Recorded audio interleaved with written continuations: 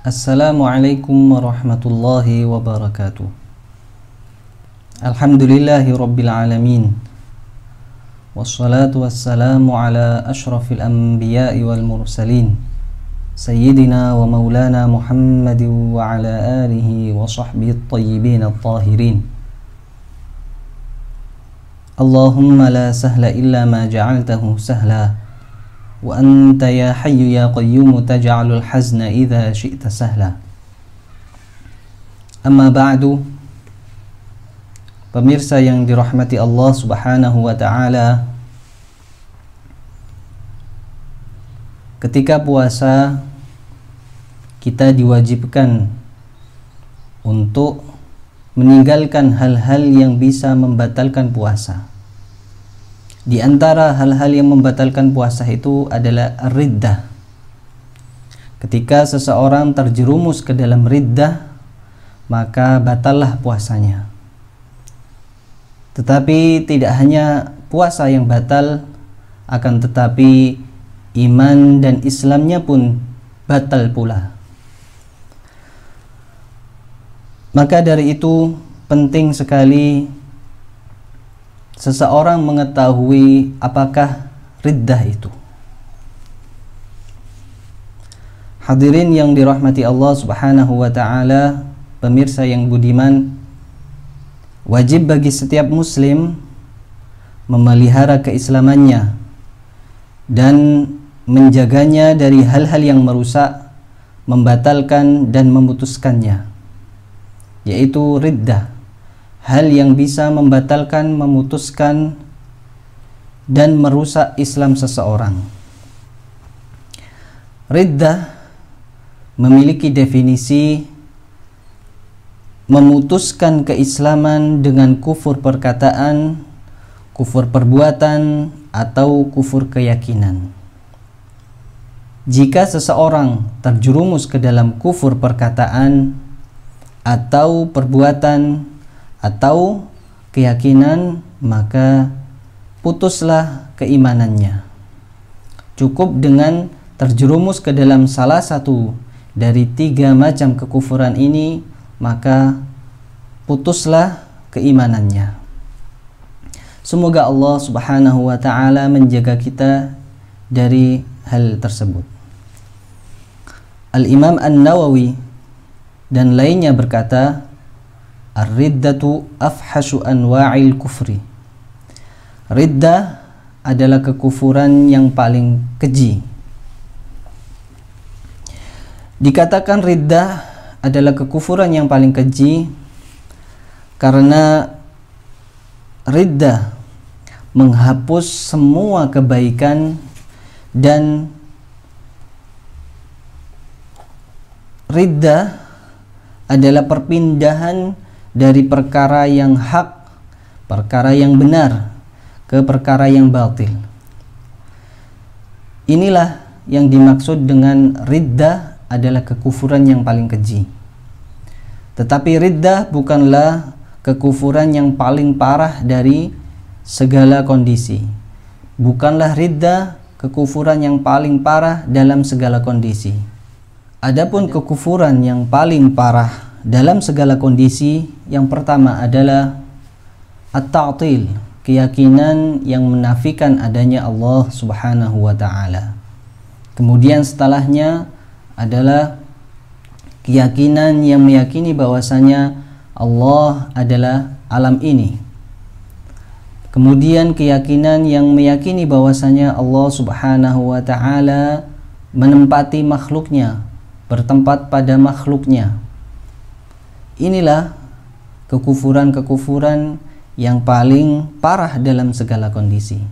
Adapun riddah adalah kekufuran yang paling keji dari segi dia menghapus semua kebaikan yang pernah dia lakukan. Menghapus semua kebaikan yang pernah seseorang lakukan, dan keburukannya akan tetap ada selama dia belum bertaubat dari keburukan tersebut. Pemirsa yang dirahmati Allah Subhanahu wa ta'ala, sungguh pada masa ini telah banyak sikap ceroboh atau sembrono dalam berbicara, sehingga banyak sebagian orang mengucapkan kata-kata yang kufur yang bisa mengeluarkan mereka dari agama Islam. Namun mereka tidak menganggap perkataan kufur tersebut keluar dari Islam, perbuatan dosa.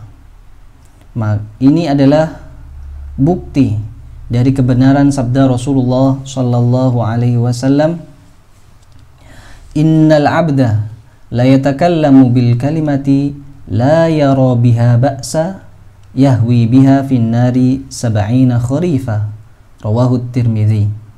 Maknanya, sungguh seorang hamba jika mengucapkan perkataan yang merupakan kekufuran yang tidak dianggapnya berbahaya, padahal sebab perkataan itulah ia terjerumus ke dasar neraka yang jarak tempuhnya 70 tahun, dan tempat ini tidak dihuni kecuali orang-orang kafir. Jadi jarak tempuh dari atas ke bawah adalah 70 tahun perjalanan. Itulah dasar dari neraka jahanam, tempat yang dikhususkan bagi orang-orang kafir, orang-orang yang terjerumus ke dalam kekufuran riddah. Hadis ini diriwayatkan oleh Imam At-Tirmidzi dan ia menilainya hadis hasan. Kemudian semakna dengan hadis ini hadis yang diriwayatkan oleh Al-Bukhari dan Muslim. Pemirsa yang dirahmati Allah Subhanahu wa taala, hadis ini adalah dalil bahwa ketika seseorang telah jatuh pada kekufuran, maka tidak disyaratkan ia mengetahui hukumnya, bahwa hal tersebut mengakibatkannya keluar dari Islam. Meskipun dia tidak mengetahui hukumnya, tetap ia dihukumi terjerumus ke dalam kufur dan keluar dari Islam. Dan tidak disyaratkan lapang dada ketika mengatakannya, dan juga tidak disyaratkan meyakini makna lafaz yang diucapkannya.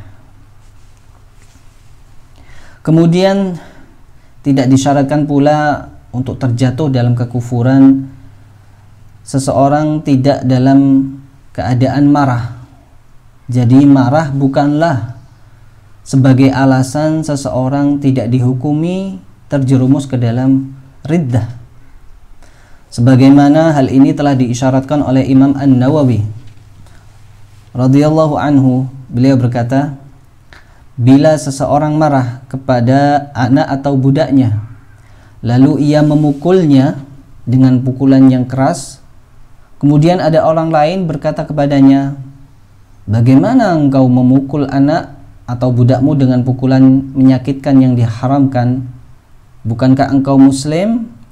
Kemudian ia menjawab, bukan, saya bukan muslim, dengan sengaja, bukan karena salah ucap. Maka orang yang seperti ini keluar dari Islam. Orang yang seperti ini putus imannya meskipun dalam keadaan marah.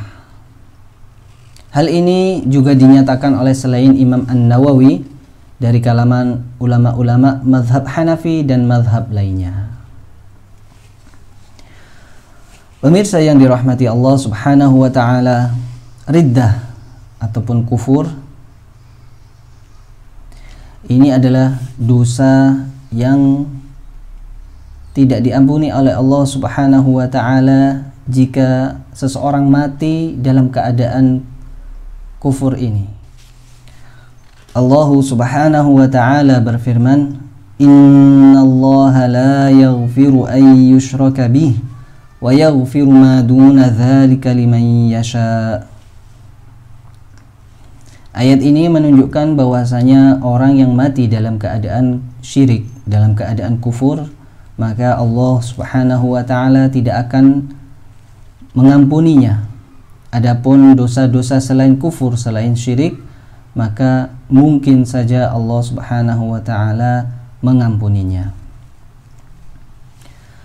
Pemirsa yang dirahmati Allah Subhanahu wa taala, riddah atau kufur ada 3 macam.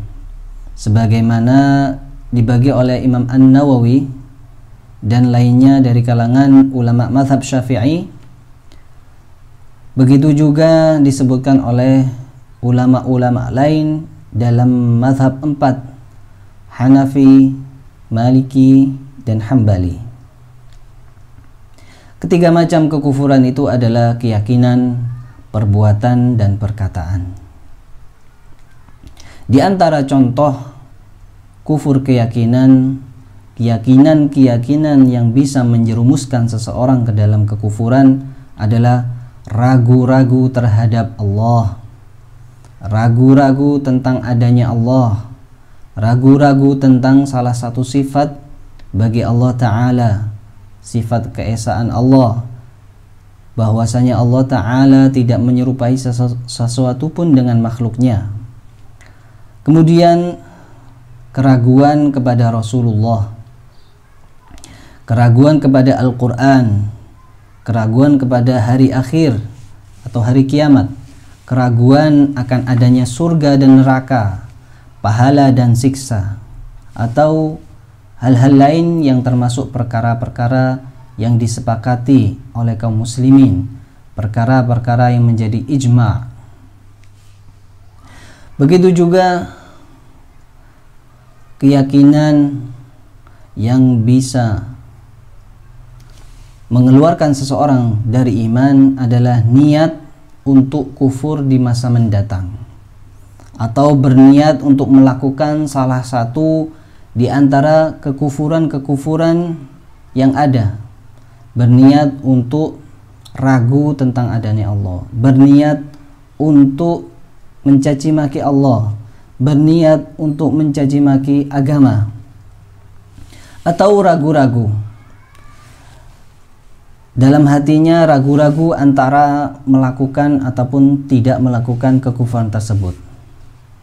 Ini bisa menjerumuskan seseorang ke dalam kekufuran seketika itu, bukan lintasan hati tanpa kesengajaan, karena al-khatir, lintasan hati yang tidak disengaja, yang tidak dikehendaki, tidaklah membatalkan keimanan seseorang. Ketika ada lintasan-lintasan yang bisa membahayakan keimanan seseorang, hendaknya seseorang selalu ingat kepada Allah Subhanahu wa ta'ala seraya mengatakan amantu billahi wa rasulih, aku iman kepada Allah dan Rasulnya, dan meninggalkan lintasan-lintasan hati yang mengganggu tersebut. Pemirsa yang dirahmati Allah Subhanahu wa ta'ala, bagian kedua adalah riddah perbuatan, seperti sujud kepada berhala atau matahari, baik dengan tujuan ibadah atau bukan. Adapun sujud kepada manusia, ulama memberikan perincian, memberikan tafsil dalam hal ini. Jika sujud kepada manusia dengan tujuan ibadah, maka termasuk riddah, termasuk hal yang memutuskan iman. Adapun sujud kepada manusia dengan tujuan memberikan penghormatan, maka ini tidaklah termasuk riddah. Akan tetapi dalam syariat Rasulullah Muhammad sallallahu alaihi wasallam adalah sesuatu yang dilarang, sesuatu yang haram. Berbeda dengan syariat-syariat Nabi sebelum Nabi Muhammad sallallahu alaihi wasallam. Adapun bagian yang ketiga dari riddah ini adalah riddah perkataan. Bagian ini sangat banyak dan tak terhitung. Rasulullah sallallahu alaihi wasallam pernah bersabda, "Aktsaru khotoya bani Adam min lisani." maknanya banyak kesalahan yang dilakukan oleh manusia disebabkan oleh lisannya. Di antara hal-hal yang menjadikan seseorang terjerumus ke dalam kekufuran dari kekufuran perkataan adalah ketika seseorang mencaci maki agama, menghina salah satu nama Allah atau janji-janjinya. Janji Allah kepada orang-orang mukmin yang taat berupa surga dan pahala, dan ancaman-ancaman Allah kepada orang-orang yang bermaksiat berupa neraka dan siksa. Penghinaan ini jika dilakukan oleh seseorang yang tidak samar baginya tentang penisbatan hal tersebut kepada Allah Subhanahu wa taala, maka orang tersebut terjerumus ke dalam kekufuran. Pemirsa yang dirahmati Allah Subhanahu wa taala, untuk lebih memahami bab riddah ini, hendaknya kita memahami kaidah yang ada dalam bab ini. Ulama mengatakan setiap keyakinan, perbuatan atau perkataan yang menunjukkan pelecehan terhadap Allah, kitab-kitabnya, para rasulnya, para malaikatnya, syiar-syiar agamanya seperti azan, masjid, kemudian hukum-hukumnya, janji-janjinya atau ancaman-ancamannya adalah merupakan kekufuran. Maka hendaklah setiap orang untuk menjauhi itu semua dengan segala upayanya dalam keadaan apapun. Karena setiap muslim wajib menjaga keimanannya dalam keadaan apapun. Ketika sedih, ketika senang, ketika susah, ketika bahagia. Semoga Allah Subhanahu wa taala menjaga kita dari hal-hal yang bisa merusak iman. Pemirsa yang dirahmati Allah Subhanahu wa taala, ketika seseorang terjerumus ke dalam salah satu bentuk riddah, maka ada kewajiban-kewajiban yang harus ia lakukan. Yang pertama adalah segera kembali ke dalam agama Islam, segera kembali ke dalam keimanan dengan mengucapkan dua kalimat syahadat, dengan mengucapkan asyhadu an la ilaha illallah wa asyhadu anna muhammadar rasulullah, atau la ilaha illallah muhammadur rasulullah, dengan niat untuk kembali ke dalam agama Islam. Dan tidak cukup seseorang mengucapkan istighfar untuk kembali ke dalam Islam. Tidak cukup seseorang mengucapkan astaghfirullah untuk kembali ke dalam Islam. Akan tetapi ia harus mengucapkan dua kalimat syahadat untuk bisa kembali ke dalam agama Islam. Serta dia wajib meninggalkan sebab dia terjerumus dalam kekufuran tersebut. Meninggalkan sebab yang menjadikannya jatuh ke dalam kekufuran tersebut. Apakah itu keyakinan ataupun perbuatan ataupun perkataan. Kemudian agar dia selamat dari dosa, maka dia wajib menyesal atas apa yang telah ia perbuat dan bertekad bulat dalam hati untuk tidak kembali ke dalam kekufuran semacam itu. Semoga Allah Subhanahu wa taala menjaga keyakinan kita, menjaga hati kita, menjaga perbuatan kita, menjaga perkataan kita dari hal-hal yang bisa menghilangkan keimanan, dari hal-hal yang bisa menghancurkan semua amal soleh, amal kebaikan. Amin ya rabbal alamin. Hadanallahu ayyakum. Thumma assalamu alaikum warahmatullahi wabarakatuh.